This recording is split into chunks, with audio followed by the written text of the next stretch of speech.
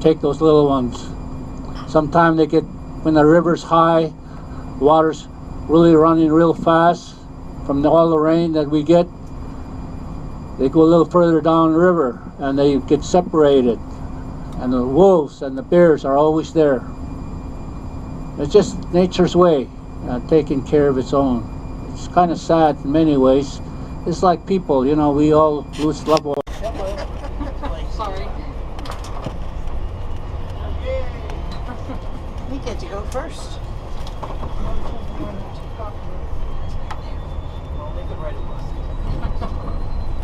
I'm surprised that they would let us go through first.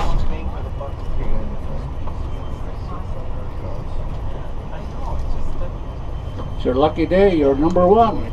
Yeah, yay! Is that unusual? Yeah, that's unusual. Normally they let the cars and the RVs in before they let the coaches in. They must have liked your smile. There we go.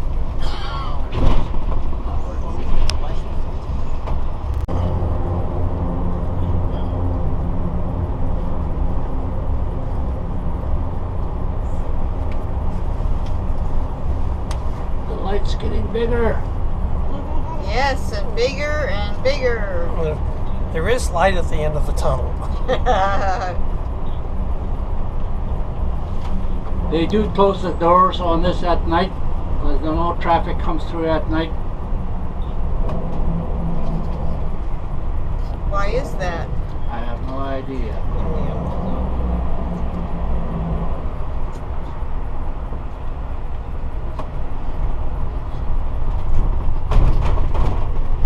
You guys can breathe a little easier now.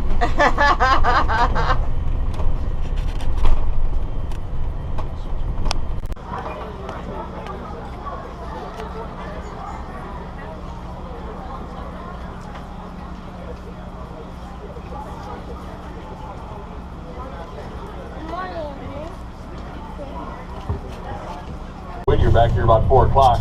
You're looking up at the Whittier Glacier. And that glacier is a hanging glacier. Now, I know I'm not supposed to show you things behind us, but in this particular part of the world, when we can see the tops of the mountains, we can show you what is there. This is a rainforest with an average of 160 inches of moisture a year. Whittier special, they get 220 inches. Now, also back behind there, we have the State Berry. Just about 10 o'clock right now, you're looking over at the Billings Glacier. And Billings Glacier was named after the first mate on Captain Cook's voyage.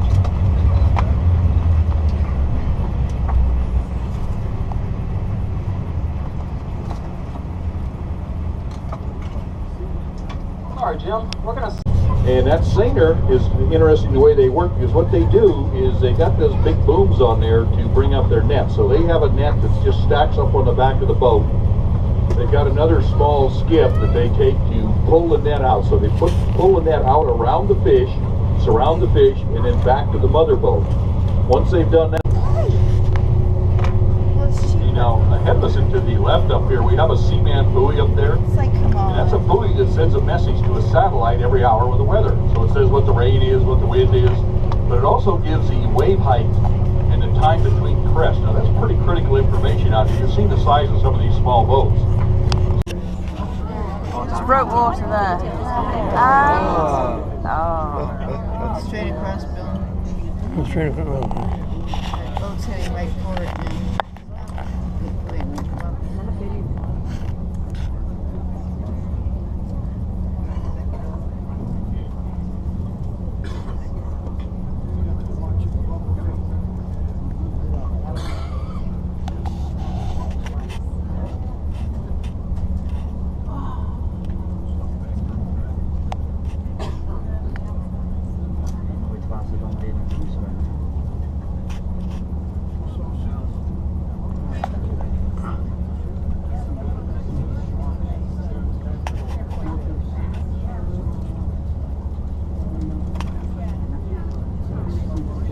And starboard is on the right.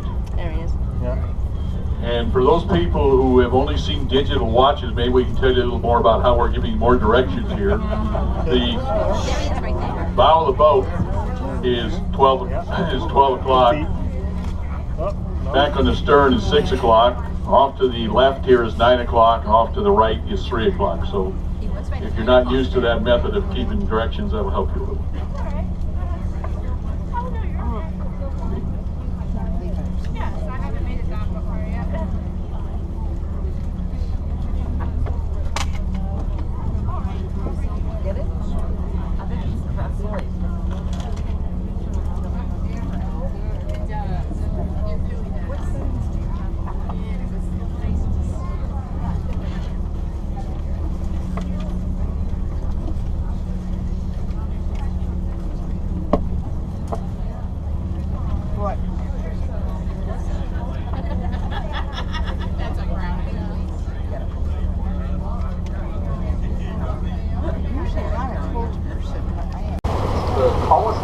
Mountain range in the world. We're going from sea level, Mount Gilbert there, right under 10,000. Dramatic landscape.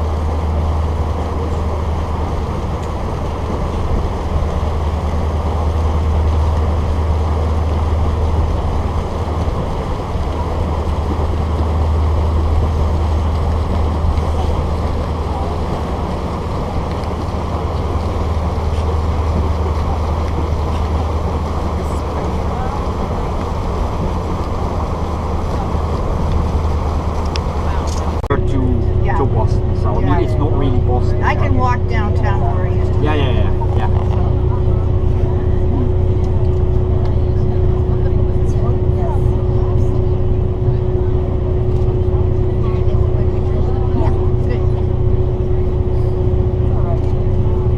Which one is that? We're going to turn and give the left our port side of view. And once again, don't worry, we're going to get very, very close to glaciers up inside of Berry Arm. The glaciers are closer. Also, we find more calving at those glaciers.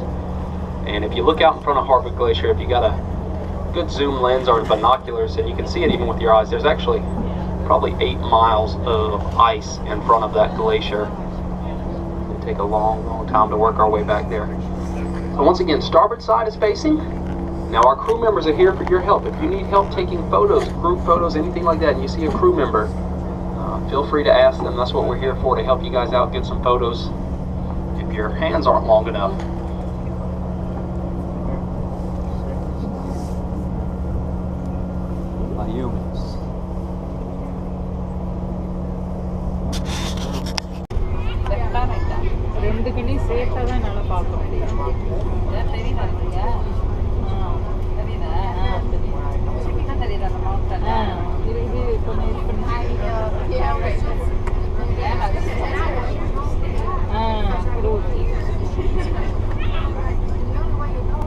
So they actually have trees growing on the glacier.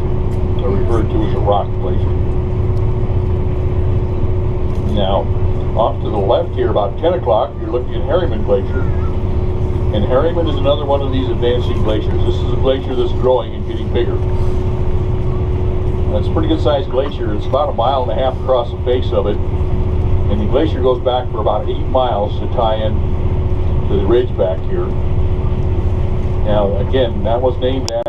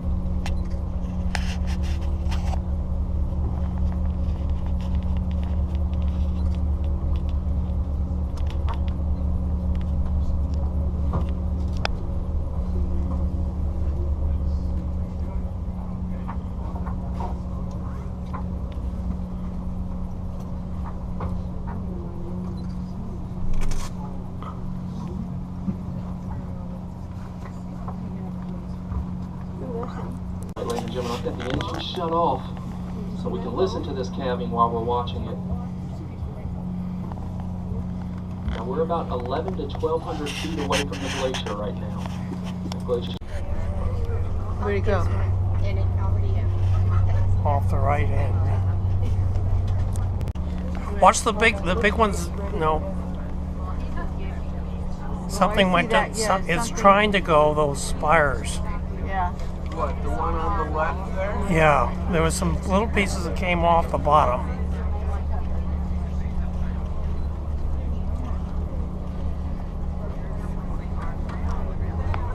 You're gonna lose it.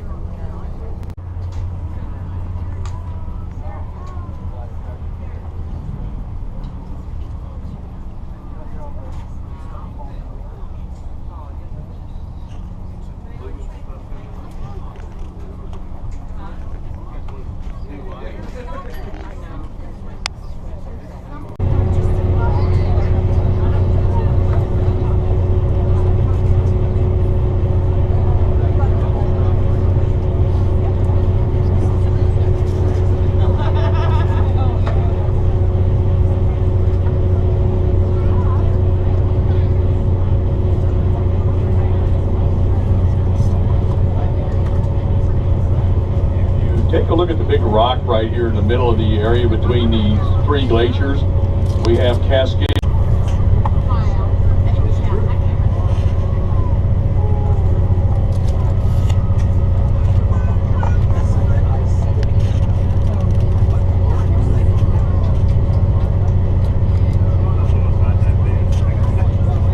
Sticking out over here on the right.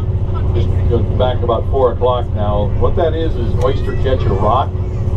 And that's an interesting area because with all of the different people coming up here and using this area extensively, we've tried to do some studies to determine what effect the increase in use since 2000 has had. And we've been doing some studies on these black oyster catchers. That came out really good.